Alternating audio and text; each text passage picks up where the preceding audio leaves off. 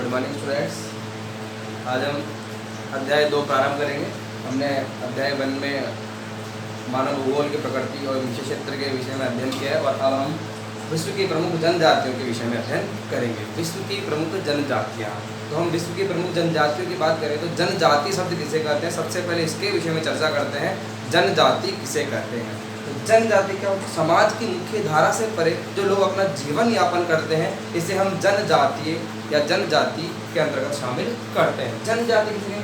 जनजातियाँ, जनजाति से मतलब हो गया तो समाज की मुख्य धारा से परे अपना जीवन यापन करते हैं, उसे हम जनजाति में लेते हैं। जैसे कि हम एक नॉलेज में हमारे आता है SC ST, जो ST शब्द है, ठीक है, इस T से मतलब हो गया ट्राइब्स। तो आज जो संविधान के अकॉर्डिंग जो आरक्षण की व्यवस्था की गई है उसमें भी जनजातियों को ट्राइब्स में लिया गया और ये जनजातियाँ किसे माना गया? तो समाज की मुख्य धारा से परे होकर अपना जीवन यापन करती है। समाज की मुख्य धारा से परे होकर, जैसे आज हम समाज में रहकर जीवन यापन कर रहे हैं, हमारा अपना मकान है, एक बड़ा कस्बा है, एक बड़ा शहर है, उसमें हम रह रहे हैं। तो वैसे इन लोगों के पास एक बड़ा अपना शहर कस्बा गांव नहीं होता है और ये लोग क्या करते हैं, एक गांव के नज़दीक जंगली या हम कहेंगे जंगल में, वनों में, ऐसे क्षेत्रों में निवास करते हैं। ऐसे लोगों को हम जनजातियों में शामिल करते हैं जिनके पास सुविधाओं का अभाव होता है, दुर्गम पहाड़ी क्षेत्रों में रहते हैं, मरुस्थलीय क्षेत्रों में रहते हैं, वनों में रहते हैं, जो विषम परिस्थितियों में अपना जीवन यापन करते हैं, ऐसे लोग जनजाति के अंतर्गत शामिल किए जाते हैं। जो विषम परिस्थितियों में, ठीक है, जैसे हमारे पास जो सुविधाएं हैं वो सुविधाएं उनके पास नहीं हो पा रही है। हालांकि अब क्या किया गया है, सरकार के द्वारा चलाई जा रही विभिन्न योजनाओं से आज ये लोग भी हमारे मुख्य धारा में जुड़ने लगे हैं। सरकार के द्वारा चलाई गई आरक्षण व्यवस्थाएं और सरकार के द्वारा चलाई गई विभिन्न योजनाएं जो इनके कल्याण के लिए चलाई जा रही है, जिससे आज हमारी मुख्य धारा में जुड़ रहे हैं। अब वहीं हम इस अध्याय का प्रारंभ करें तो अध्याय का प्रारंभ करें तो कुछ जनजातियों के नाम दिए गए हैं जो कौन से क्षेत्र में प्रमुखतया पाई जाती है। ठीक है, इस अध्याय में हम प्रमुखतया 4 जनजातियों के विषय में अध्ययन करेंगे। फिर भी हम कुछ जनजातियों के बारे में जानते हैं, जैसे कि पहला देखना, ध्रुवीय ठंडे प्रदेशों के निवासी। ध्रुवीय ठंडे प्रदेशों के निवासी एस्किमो जनजाति, इसके बारे में हम विशेष रूप से अध्ययन भी करेंगे। एस्किमो जनजाति टुंड्रा प्रदेश में निवास करती है। एस्किमो जनजाति कहाँ निवास करती है? टुंड्रा प्रदेश। टुंड्रा यानी एस्किमो जनजाति का जो निवास स्थान का पूरा रीजन का पूरा क्षेत्र है उसे हम क्या कहते हैं? टुंड्रा क्षेत्र कहते हैं। क्या कहते हैं ना? टुंड्रा क्षेत्र कहते हैं। तो एस्किमो जनजाति को ही सेमोइड्स भी कहा जाता है। इसके बारे में हम विस्तार से अध्ययन करेंगे। अभी फिलहाल आपको ये ध्यान रखना है कि ध्रुवीय ठंडे प्रदेशों में जहाँ पे तापमान लगभग 0 डिग्री सेल्सियस से नीचे, 0 डिग्री सेल्सियस से नीचे क्या होता है? बर्फ जम जाती है और उस क्षेत्र में जो लोग निवास करते हैं ध्रुवीय ठंडे प्रदेशों में, उस जनजाति को हम कहते हैं एस्किमो जनजाति। ठीक है, फिर बात करेंगे विषुवत रेखा सघन वनों के निवासी। विषुवत रेखा के बाद हमने पढ़ा है विषुवत रेखा क्या है? विषुवत रेखा जो ग्लोब को हम बिल्कुल मध्य 2 भागों से बांटते हैं, ग्लोब को 2 भागों में बांटा हमने, तो ये 0 डिग्री की जो ये रेखा है इसे हम क्या कहते हैं? विषुवत रेखा कहते हैं। क्या कहते हैं इसे? विषुवत रेखा कहते हैं। 0 डिग्री जो अक्षांश रेखा जो ग्लोब को 2 भागों से बांटती है, हम कहते हैं विषुवत रेखा। और विषुवत रेखा के आसपास वाले जो क्षेत्र है, विषुवत रेखा के आसपास वाले क्षेत्र, यहाँ पे क्या दशा पाई जाती है? तापमान अधिक रहता है तो यहाँ पर वर्षा ज़्यादा होती है। ठीक है, सर्वाधिक जो पूरे विश्व में वर्षा होती है वो होती है 0 डिग्री यानी भूमध्य रेखीय क्षेत्रों में। भूमध्य रेखा के पास में जो क्षेत्र है यहाँ पे विश्व के सर्वाधिक वर्षा वाले क्षेत्र है और सर्वाधिक वर्षा वाले क्षेत्र है, इसी कारण यहाँ पे क्या पाए जाते हैं ना? सघन वन पाए जाते हैं, क्योंकि ज़्यादा वर्षा होगी, पेड़ पौधे ज़्यादा होंगे। और इस क्षेत्र में जो रहने वाली जनजाति है उनके नाम दिए हैं पिग्मी, सेमांग, सकाई। आपको यहाँ पे क्या नाम याद करने कि विषुवत रेखीय सघन वनों के जो निवासी हैं यहाँ पे कौन कौन सी जनजाति रहती है? पिग्मी, सेमांग और सकाई जनजाति रहती है। ठीक है, फिर हम बात करें उष्ण व शुष्क कालाहारी मरुस्थल के निवासी। जो अफ्रीका की हम बात करें, अफ्रीका, जैसा कि आपको पता है अफ्रीका महाद्वीप के विषय में हम जानते हैं टोटल कितने महाद्वीप हैं?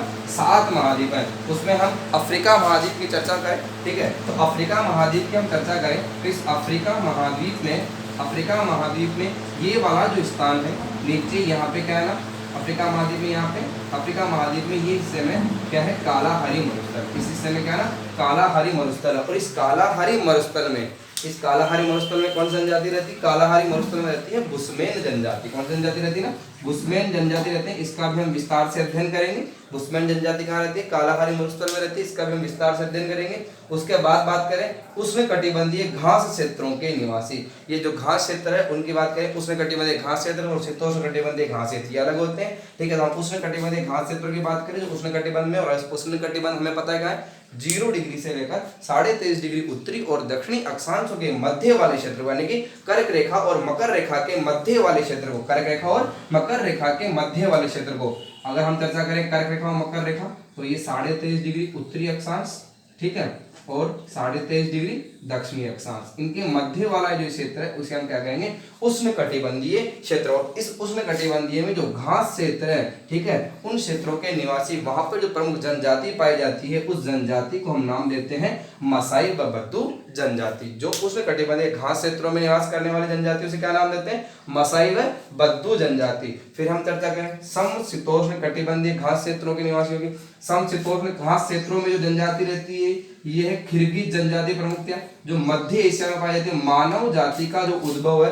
वो भी हम मध्य एशिया से मानते हैं, और इस मध्य एशिया वाले क्षेत्र में जो किर्गिज जनजाति है, उसकी बात करेंगे, किर्गिज जनजाति है, ये मध्य एशियाई क्षेत्र में निवास करती है किर्गिज जनजाति। तो समशीतोष्ण कटिबंधीय घास क्षेत्रों की जो प्रमुख जनजाति होगी कौन सी होगी, किर्गिज जनजाति। और फिर दुर्गम पहाड़ी और पठारी क्षेत्रों में रहने वाली जनजातियों में भील, गोंड, संथाल, मेणा और नागा, ये सारी जो जनजातियां हम बात करते हैं भारत के संदर्भ में, जो दुर्गम पहाड़ी और पठारी क्षेत्रों में निवास करती हैं। और ये सारी जो जनजातियां हैं इसमें हमने बात की एस्किमो, पिग्मी, बुशमैन, मसाई, बद्दू, किर्गिज, मेणा, भील, गोंड, ये सारी जनजातियां दुर्गम, हम कहेंगे विषम परिस्थितियों वाले क्षेत्र में निवास करती है। और विषम परिस्थितियों में रहने के कारण ये आज समाज की मुख्य धारा से काफी दूर है, लेकिन सरकार के द्वारा किए जा रहे प्रयास इन्हें कहीं न कहीं क्या कर रहे हैं, रोक रहे हैं, कहीं ना कहीं इन्हें आज समाज की मुख्य धारा से जोड़ रहे हैं, इनका उद्धार हो रहा है। और इनकी जो आर्थिक क्रियाकलाप है, जो आर्थिक क्रियाकलाप क्या होंगे जनजातीय क्षेत्रों की, वो क्या करेंगे, खाद्य संग्रहण करेंगे, वनों से उत्पादों को इकट्ठा करेंगे, शिकार करेंगे, जानवरों को मारेंगे। हमारी तरह कोई काम धंधे, उद्योग धंधे तो करते थे नहीं, ठीक है, लेकिन धीरे धीरे आज सरकार इनको इनमें भी क्या कर रही है, जोड़ रही है, इनको फ्री में अनाज दे रही है, अलग अलग प्रकार से इन्हें आवास बनाकर दे रही है। तो इनका भी क्या होता जा रहा है ना, उद्धार होता जा रहा है। तो इसी संदर्भ में इस लेसन नंबर 2 में हमें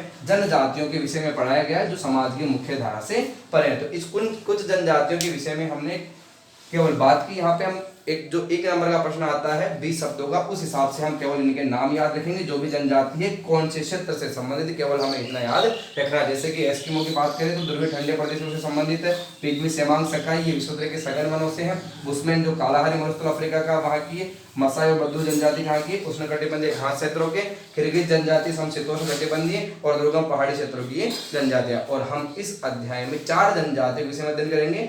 एस्किमो जनजाति, ठीक है, एस्किमो जनजाति में विस्तार से अध्ययन करेंगे। बुशमैन जनजाति के बारे में करेंगे, ठीक है, भील जनजाति के बारे में करेंगे और गोंड जनजाति के बारे में करेंगे। इन 4 जनजातियों के बारे में हम इस अध्याय में विस्तार से अध्ययन करेंगे, ठीक है। तो सर्वप्रथम हम बात करेंगे एस्किमो जनजाति की। सर्वप्रथम हम बात करेंगे एस्किमो जनजाति की, जो ठंडे प्रदेशों में रहने वाली जनजाति है, जहाँ पे तापमान 0 डिग्री सेल्सियस से भी नीचे पाया जाता है। तापमान कितना पाया जाता है ना, 0 डिग्री सेल्सियस से भी जहाँ पे तापमान नीचे पाया जाता है, उस क्षेत्र की हम जनजाति की बात करेंगे, ठीक है। तो वो एशिया और उत्तरी अमेरिका, एशिया, यूरोप और उत्तरी अमेरिका महाद्वीप के जो उत्तरी हिस्से हैं, एशिया, उत्तरी अमेरिका और यूरोप महाद्वीप के जो उत्तरी हिस्से हैं, यहाँ पे प्रमुखतया पाए जाने वाली ये जो जनजाति है, इसे हम किस श्रेणी में लेते हैं, इसे यहाँ पे पाए जाने वाली जनजाति को हम कहते हैं एस्किमो जनजाति। और ये जो प्रमुख क्षेत्र है इसे हम कहते हैं टुंड्रा प्रदेश। क्या कहते हैं इसे, टुंड्रा प्रदेश। ये आपका उत्तरी अमेरिका महाद्वीप आ गया, अफ्रीका महाद्वीप आ गया, और अफ्रीका महाद्वीप के ऊपर इस प्रकार से ये यूरोपीय महाद्वीप की हम चर्चा करते हैं। यूरोपीय महाद्वीप के आगे ये हमारा भारत आ गया, ठीक है।